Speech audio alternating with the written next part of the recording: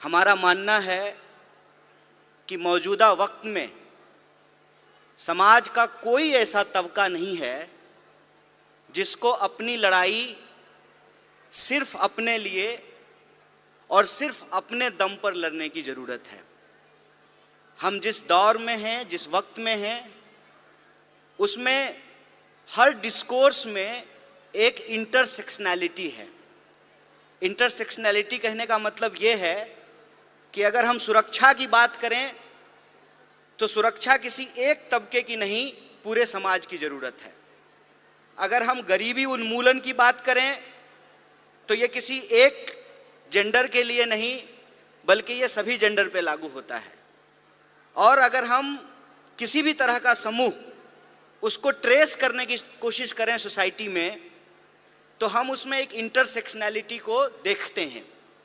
इसीलिए हमारा मानना है कि आज के वक्त में जो आंदोलन अलग अलग हो रहे हैं, उन आंदोलनों को मिलाने की ज़रूरत है, उनको इकट्ठा करने की ज़रूरत है। मतलब विद्यार्थियों का आंदोलन है, लेकिन वो महिला अधिकारों का भी आंदोलन होना चाहिए। किसानों का आंदोलन है, लेकिन वो महिला सम्मान का भी आंदोलन होना चाहिए। इस देश में चाहे आदिवासी आंदोलन हो, दलित आंदोलन हो, विद्यार्थी आंदोलन हो, किसान आंदोलन हो, मजदूर आंदोलन हो, किसी भी राजनीतिक दल के जितने भी फ्रंट हैं, जैसे अगर हम अपनी पार्टी भारतीय राष्ट्रीय कांग्रेस की बात करें तो हमारा विद्यार्थियों का फ्रंट है एनएसयूआई, नौजवानों का फ्रंट है यूथ कांग्रेस, महिलाओं का फ्रंट है महिला कांग्रेस, किसानों का फ्रंट है किसान कांग्रेस। हमारा मानना है कि इन सारे फ्रंट को एक साथ मिल करके, एकजुट हो करके ऐसे काम करना चाहिए जैसे लोकतंत्र के 4 स्तंभ होते हैं। हम सबको एक एक स्तंभ के रूप में काम करना चाहिए, मिल करके काम करना चाहिए। इसीलिए आज जब मैं आपके बीच यहाँ मौजूद हूँ तो भाषण देने के लिए नहीं आया हूँ। हम आपकी हर कार्रवाई में कंधे से कंधे मिला करके दोनों फ्रंटल जो है मिल करके काम करें, और जो देश के सामने चुनौतियां हैं, जिसके बारे में हमारे राष्ट्रीय अध्यक्ष ने भी बताया, महिला कांग्रेस की राष्ट्रीय अध्यक्ष नेता जी ने भी बताया, हमारे ट्रेनिंग प्रोग्राम के सचिन जी ने भी बताया, जो भी स्पीकर आ रहे हैं जो हमको मौजूदा समय में चुनौतियों के बारे में बता रहे हैं, इन चुनौतियों में हमको मिलकर के काम करने की ज़रूरत है। और हम अपनी पार्टी के भीतर, संगठन के भीतर एक ऐसा माहौल पैदा करें कि समाज के हर तबके के लोग बड़ी सहजता से हमसे जुड़ सकें, हमारे बीच आ सकें। क्योंकि अगर हम विद्यार्थी आंदोलन की बात करें तो जो महिलाएं हैं, जो लड़कियां हैं, वो आधी आबादी है। और अगर हम अपनी मीटिंगों में, अपने संगठन की संरचना में, अपने प्रोग्रामों में अगर उनको प्रॉपर जगह नहीं देंगे, उनके लिए एक कंफर्टेबल माहौल नहीं पैदा करेंगे, ऐसा पॉलिटिकल कल्चर नहीं बनाएंगे कि वो सहम जाएं, वो आगे ना आएं, इसका मतलब विद्यार्थी होने के नाते, विद्यार्थियों का संगठन चलाने के नाते हम समाज की जो आधी आबादी है उसको इग्नोर कर रहे हैं। इसीलिए मैं जब आपसे बात कर रहा हूं तो आपसे ये आग्रह कर रहा हूं कि आपके यहाँ जो विद्यार्थी हैं, जो आपके संगठन से जुड़े हुए हैं, आप उनको हमसे जोड़िए और हम उनके साथ काम करके इस देश में नए तरीके का स्टूडेंट मूवमेंट खड़ा करने का काम करेंगे, विद्यार्थियों के एक तबके को आगे बढ़ाने का काम करेंगे। जैसा कि आप सब लोग जानते हैं कि अभी हमारी पार्टी का एक कार्यक्रम आया है कि कैसे नौजवान यूथ जो विमेन लीडर है उसको नर्चर किया जाए। उसके लिए इंदिरा फेलोशिप की शुरुआत की गई है। हमको लगता है कि अलग अलग तरह का जो हमारा फ्रंट है, उस फ्रंट को आपस में मिल करके, एकजुट होकर के काम करना चाहिए और इस एकता को हम आगे बढ़ा सकें, उस कंफर्टेबल माहौल को हम लोग तैयार कर सकें जहां महिलाएं राजनीतिक कार्यक्रमों में आने से घबराएं नहीं, उनको डर ना लगे, ऐसा पॉलिटिकल कल्चर हमको एस्टेब्लिश करना चाहिए। क्योंकि सवाल आज हमारे सामने एक बहुत ही गंभीर है। गंभीर सवाल ये है कि आपको कुछ चीज़ों को बड़ी बारीकी से देखने और समझने की ज़रूरत है। ऐसा नहीं है कि हमारे देश में महिला प्रधानमंत्री नहीं हुई, हमारे देश में महिला राष्ट्रपति नहीं हुई, हमारे देश में लोकसभा की स्पीकर नहीं हुई, गवर्नर नहीं हुई, मेयर नहीं हुई, चीफ मिनिस्टर नहीं हुई, ऐसा नहीं है। तो एक तरफ महिलाओं को प्रतिनिधित्व भी मिला, लेकिन दूसरी तरफ आज की अगर हम बात करें तो महिला अपराधों की संख्या में भी बढ़ोतरी हुई है। इस अंतर विरोध को हमको समझना पड़ेगा।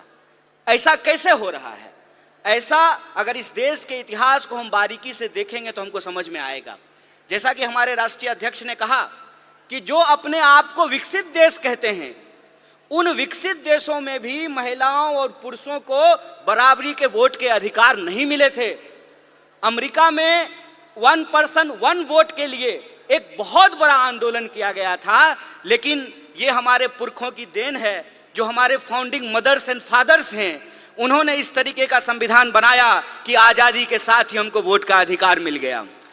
आप लोगों को यह बात जाननी चाहिए कि हम नाम तो लेते हैं डॉक्टर बाबा साहब भीमराव अंबेडकर का, उनका योगदान है इस देश के संविधान को बनाने में, लेकिन अगर आप संविधान सभा को देखेंगे तो 15 महिलाएं भी उस संविधान सभा की सदस्य थी, जिन्होंने अपने विचार रखने, अपने सलाह दिए, जिससे यह संविधान बन करके तैयार हुआ। वो 15 महिलाएं थी और वो अलग अलग समुदाय से थी, अलग अलग जो है क्षेत्र से थी, अलग अलग पृष्ठभूमि से थी। उन्होंने अपना योगदान दिया है। इस देश के इतिहास को अगर हम देखें तो आप महात्मा गांधी के योगदान को भुला नहीं सकते हैं।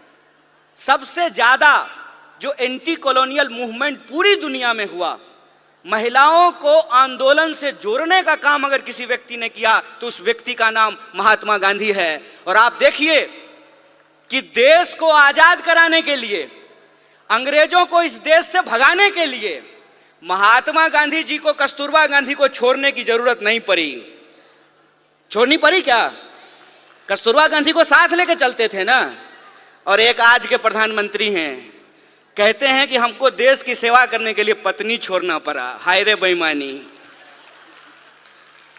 मेरी एक दोस्त है, उसने मुझे कहा एक दिन कि मुझे मोदी जी बहुत पसंद हैं। हमने कहा कि तुमको हम ना पसंद हैं यह बात कोई दिक्कत नहीं है, लेकिन तुमको अगर मोदी जी पसंद हैं तो एक बात हम तुमको कहना चाहते हैं, ईश्वर करें कि तुमको मोदी जैसे ही पति मिले। दूर से बात बहुत अच्छा लगता है, अपने पे जब अगर बात आ जाए तो उसका असर समझ में आने लगता है। आप मुझे बताइए, जो महिलाएं ये कह रही थी कि बृजभूषण जी ने कुछ नहीं किया, रह पाएंगी बृजभूषण के साथ? जीवन बिता पाएंगी उसके साथ? हमारे समाज में जो आज हो रहा है उसको हमको बहुत गंभीरता से समझने की जरूरत है। जो अधिकार हमको एक एक करके बिना लड़े मिल गए, इस देश में समान वोट के अधिकार के लिए कोई महिला आंदोलन नहीं हुआ। जब संविधान लिखा जा रहा था तो वोट का अधिकार दे दिया गया। इस देश में संविधान सभा में 15 महिलाएं शामिल होंगी, इसके लिए कोई आंदोलन नहीं हुआ। महात्मा गांधी ने अपने इनिशिएटिव से, उस वक्त जो है हमारा अखिल भारतीय महिला संघ नहीं था, महिला कांग्रेस नहीं था उस वक्त, लेकिन गांधी जी ने महिलाओं को घर से निकाल करके अपने आंदोलन में शामिल कराया। और आप जानते हैं, शराबबंदी के खिलाफ जो पिकेटिंग का आंदोलन होता था वो पूर्ण रूप से महिलाओं का आंदोलन था। महिलाएं जाती थीं और शराब की दुकानों को बंद कराती थी।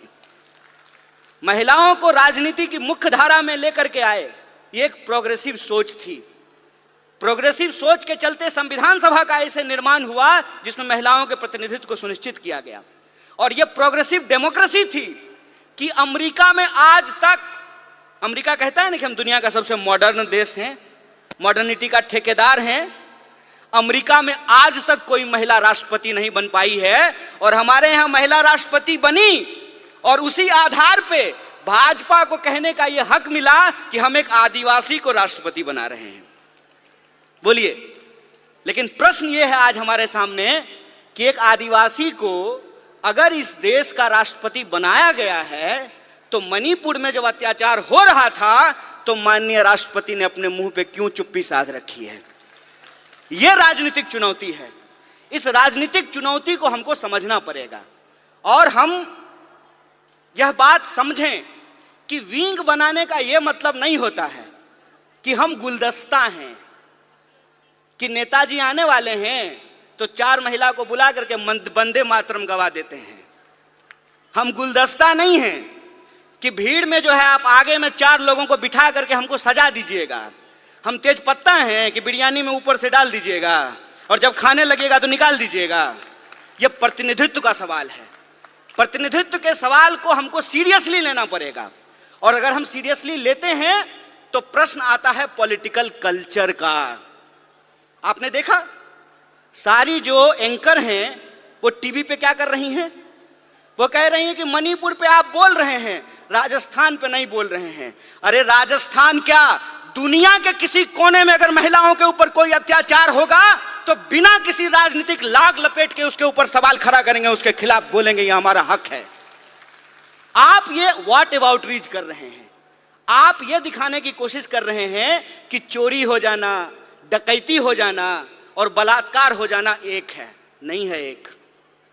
किसी का पर्स मारा गया और किसी के साथ बलात्कार हुआ, ये दोनों अपराध एक है क्या? जो सर्वाइवर होते हैं उनकी पूरी जिंदगी जो खराब हो जाती है। सवाल सिर्फ शरीर का नहीं है, सवाल उनकी मानसिकता का है, सवाल साइकोलॉजी का है। इस बात को हमको समझना पड़ेगा और ये दोनों अपराध को मिलाने को, दोनों अपराध को एक बनाने की कोशिश कर रहे हैं। हमको इसकी गंभीरता को समझना पड़ेगा। हमको इस गंभीरता को समझना पड़ेगा कि यह सब कुछ आ कहां से रहा है, उसके पीछे की मानसिकता क्या है।